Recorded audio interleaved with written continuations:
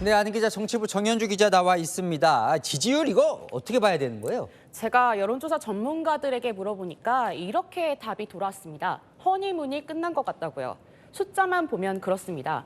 이재명 대통령 지지율 51.1%, 지난 대선 득표율에 거의 근접했죠. 취임 후 2달 반 동안 쌓은 지지율 단 2주 만에 도로 돌아온 모양새입니다. 여론 정확히 알려면 그러면 어디에서 떨어졌는지 봐야 해요. 어떻게 보입니까?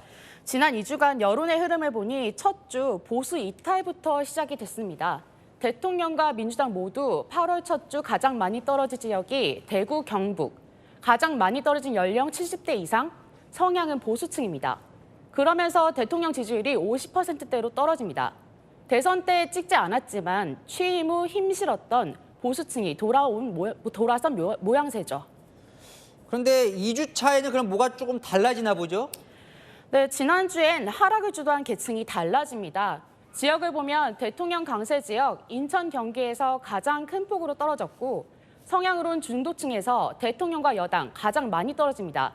처음에 온건 보수가 떨어져 나가고 그 여파로 중도 성향까지 떨어져 나가면서 대선 때 득표율만 남은 거죠. 그럼 온건 보수와 중도가 돌아선 이유가 뭐예요? 지난 2주간 이슈가 쉴 새 없이 몰아쳤죠. 주식 양도세 대주주 기준 혼란, 이춘석 의원 주식 차명 거래 의혹에 조국, 윤미향 사면, 그리고 지난주 취임식까지 있었죠. 국민의힘은 강선우, 이진숙 후보자 논란 때부터 쌓였다가 광복절 사면과 국민 임명식으로 폭발했다고 보더라고요. 민주당도 사면의 여파가 큰 것 같다고 보기는 합니다. 그런데 이게 궁금하던데 민주당은 이 호남 지지율이 왜 이렇게 빠지는 거예요? 제가 가장 눈에 띄는 대목이기도 한데요. 대통령과 민주당 모두 2주로 비교를 하면 호남에서 떨어졌지만 낙폭에서 차이는 납니다. 2주 사이 대통령은 한 자릿수가 떨어졌지만 민주당은 무려 30% 가까이 떨어졌습니다. 그러네요. 왜 이렇게 차이가 나요?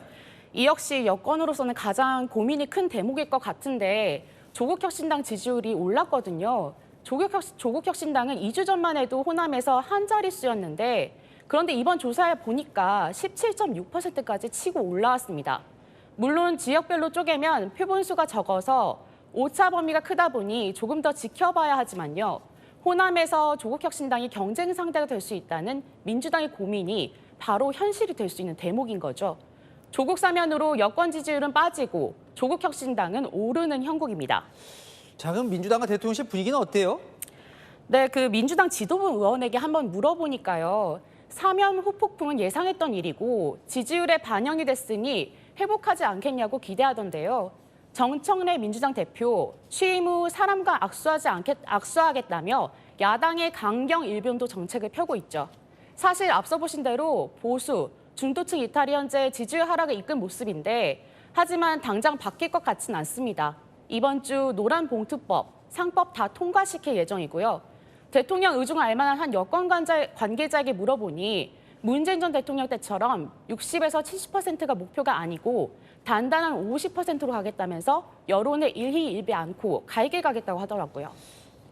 그래도 이 지지율이 떨어지면 부담이 될 것 같은데요? 네, 오늘 이재명 대통령이 정성호 법무부 장관에게 최대한 속도를 내더라도 졸속이 되지 않도록 잘 챙겨달라고 지시했습니다. 검찰 개혁을 지칭한 걸로 보이는데요. 여당의 속도 조절을 당부한 걸로 보이죠. 대통령실은 쏟아진 이슈에서 벗어나 한미, 한일 정상회담 외교로 이번 주 돌파하겠다고 합니다. 네, 잘 들었습니다. 아는 기자 정현주 기자였습니다.